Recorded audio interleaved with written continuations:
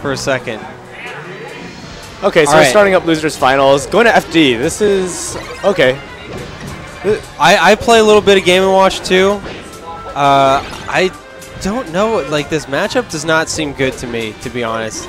But I know that Declan does practice against Fox a lot with his dock. So maybe Snap not feeling like he's got the experience in the matchup. Yeah, this is definitely doable with Game & Watch. I'm actually in the same crew as Curb, who's the best Game & Watch. So I've actually seen a lot of Game & Watch play. Yeah. He can cut through the pills with his forward air pretty easily, and actually all of his aerials are disjointed very well. Yes. The problem is he dies super early, and it's very easy to edge guard. Ooh, I like that.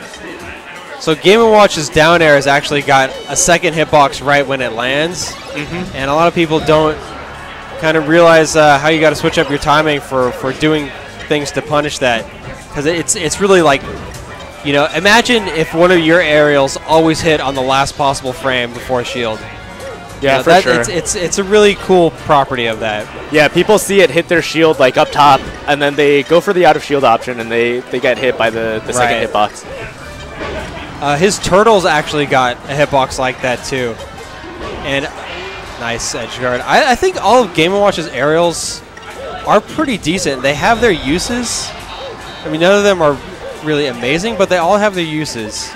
Yeah, they're all pretty solid. Yeah, he's got good aerials. Ooh, wow! I'm surprised that little hitbox didn't come out, because the turtle is actually basically uncrouch cancelable. It's going to be interesting to see how Imyt adapts over the course of a long set if Snap continues to use Game & Watch, because it's pretty clear right now he doesn't really have the matchup experience. Well, I think, we all know Game & Watch pretty much has the worst shield in the game, so he's going to need to take advantage of that. Just get on the shield. Don't even worry about, in the beginning, don't even worry about like switching up your shield pressure. Just attack his shield as much as you can. See how well he's able to deal with it. See how much you get shield pokes. You're going to get a lot, unless the Game & Watch is pretty good at light shielding. Yeah, general rule of thumb is he can take about one hit before anything else starts shield stabbing him. So Snap's MO has pretty much just been, if he sees the pills, he just does kind of a high jump and comes in with the forward air, well-spaced forward air. That's a pretty dominant first match, but Imyt could definitely change it up from here. Now, Game & Watch definitely has a worse shield than Roy. I can't think of, he's the worst. DK's probably second worst. DK's got a pretty bad shield, yeah. But not just that, but all of Game & Watch's defensive options are pretty bad too. Like his tech and his rolls have very slow. They're slow, and they also have I think the fewest fraction or the smallest fraction of invincibility frames. So not only is it slow, but you're vulnerable for a good part of it. Yeah, a big part of it is like not putting yourself in a position where you need to use your defensive options with Game & Watch. Yep. You really kind of have to go in and take advantage of every single opening that you're getting. What do you think about him going back to FD? I'm not sure. I always think Doc kind of likes to hide. I feel like Doc hiding under the platforms with pills, or getting on top of the platforms and pilling, just gives him so many more options for like the trajectory. I don't know. Maybe he's worried about like the parachute getting him from underneath platforms. Yeah. Because like on Yoshi's story, you can cover the entire platform with the parachute once you get them on there. Yeah. Doc's magnet grip just barely not enough for that. I thought he was going to get it because I just always expect Doc to just grab it from wherever he is. Yeah, I think he's starting to see how Snap is coming down with the aerials and just coming in and getting under him at the right time. Never see it.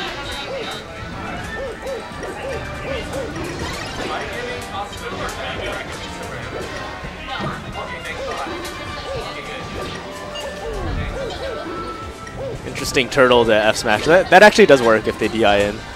Yeah, but it doesn't happen. I mean, they usually don't. How do you DI turtle? I mean, most people don't even know. Yeah, so it's definitely like worth kind of throwing out there to see if it works. Yeah. The payoff's pretty high. That was a nice little run there, some up airs. I think Snap didn't quite realize that he was going to do all those up airs and just kept DIing in the whole time.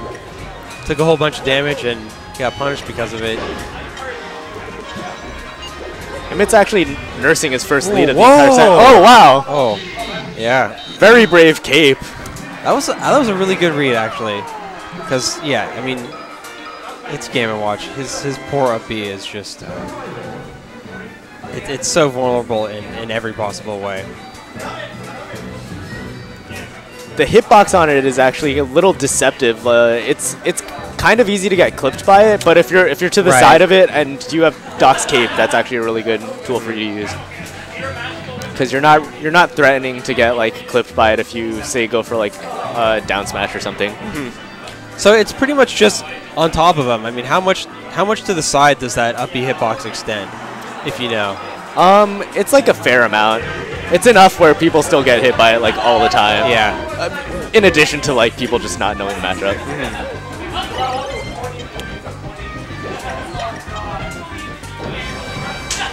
So I suppose the Dreamland pick should give Snap a lot more survivability because he can dip very low before he has to use his up B.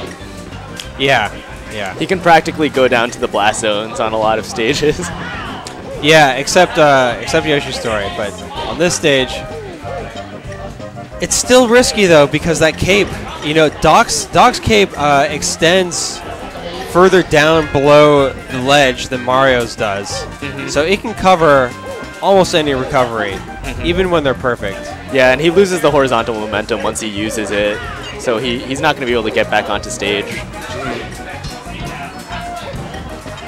Ooh, I heard that jump. I think he could have gotten out of that, but jab to down smash is so reliable, I feel like, in this matchup especially. Yeah, on a lighter character that can't really deal with that stuff. He came up a little early for the edge guard there. I think he just, I mean, I don't think Game & Watch's up B is really that fast. I think you can just kind of stand there and just cape on reaction. I mean, that would be how I would try. I haven't seen a lot of grabs from Imyt yet. Yeah, I mean, both players have really short grab range, and and Snap's been coming in with those disjointed aerials, so that's probably a portion of it. This should be stock if Snap does it right, yeah.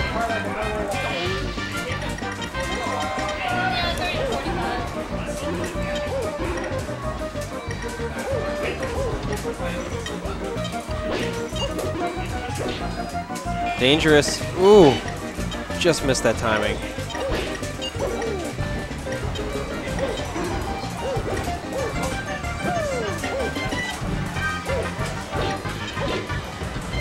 Turtle comes out.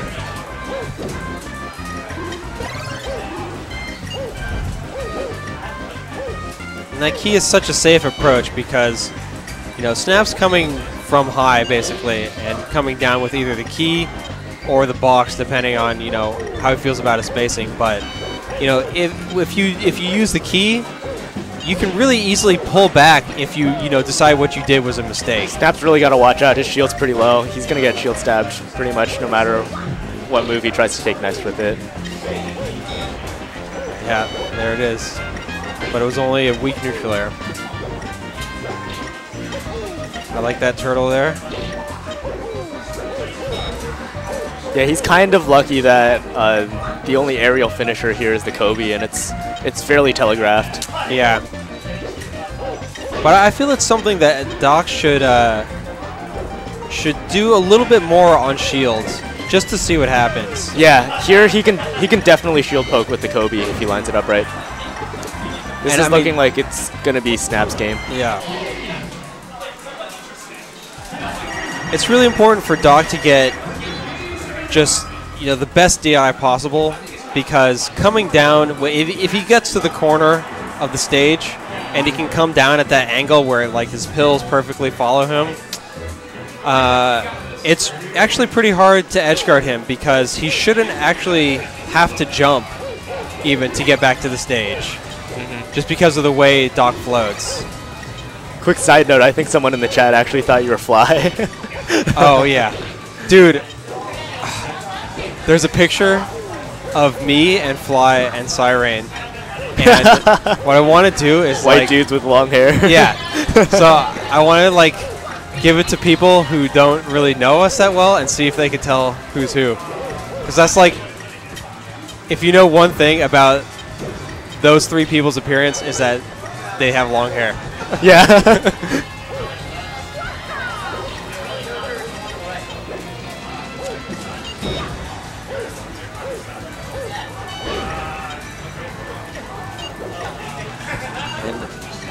Game & Watch's forward air really safe from the ledge. Nice down throw into parachute. Yeah. That's pretty guaranteed on almost the entire cast at some percent or another.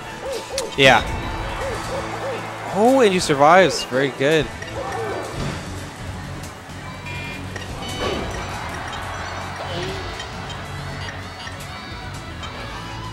And with the bacon or the sausage. I think it's officially called sausage, even though it looks like bacon.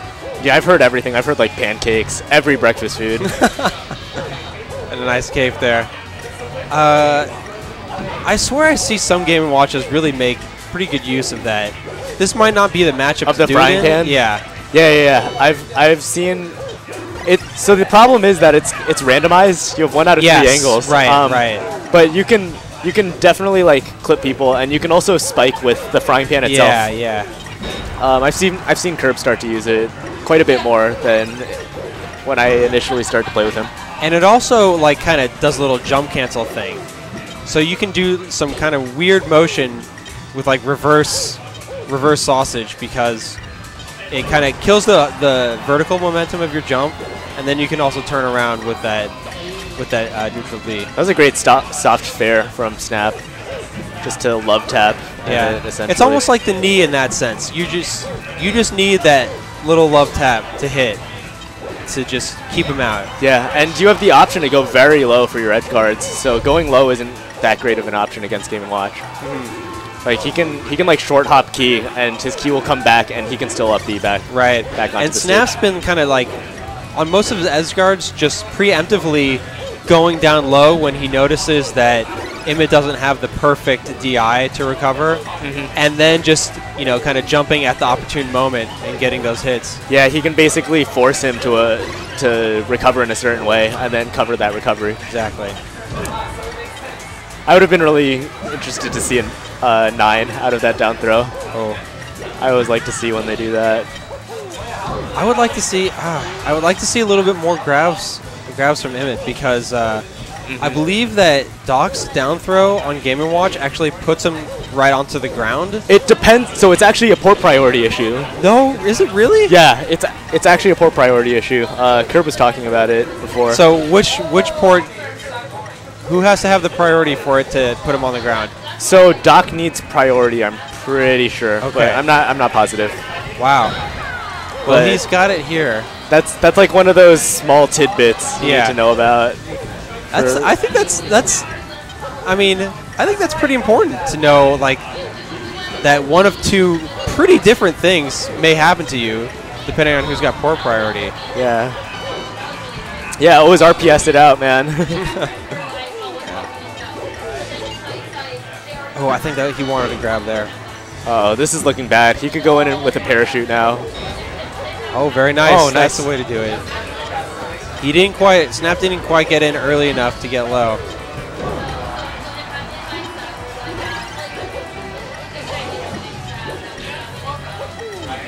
Yeah, he was waiting for that jump and then gonna parachute. That's one thing that Game & Watch likes to do a lot, is kind of run in when you get hit up in the air, kind of make you afraid.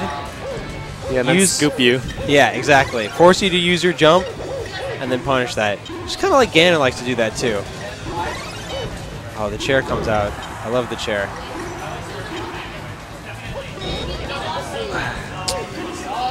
Ooh.